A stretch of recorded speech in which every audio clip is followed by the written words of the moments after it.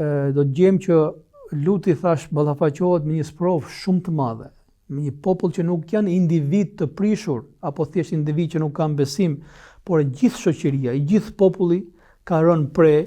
e kësaj fatkeqësie morale. Degjërimi dominonte sistemin, pra gjithë sistemi. Po kuptimi mbi jetën ishte i ndërtuar ata dhe ishin të verbër në këtë shkatërrim moral.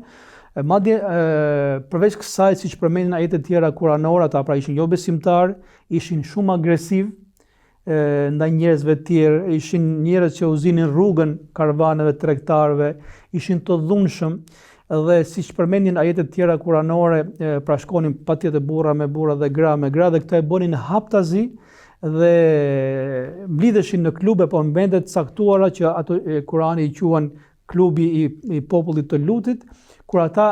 këtë paturpsi e bënin në sy të njëri tjetrit. Do të thënë ishte një tejkalimi të gjitha asaj që mund të mbërrijë njeriu, por thash nuk kishte të bënte me një person apo me një grup individësh, por kishte të bënte me gjithë popullin e tij. Pra degradim publik, por se edhe po themi agresiv në lloj forme. Po, populli i Lutit ka qenë shumë agresiv, pra ne thash është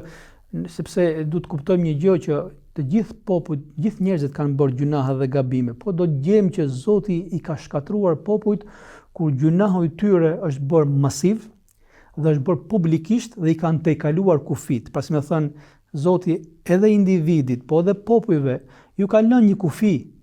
që njerëzit brenda saj natyrshëm që është natyra njerëzore mund bëjnë gabime, mund bëjnë gjuna. Kur vjen dënimi i Zotit, qoftë për individin apo qoftë për bashkësinë njerëzore, kur ky gjunah bëhet masivisht,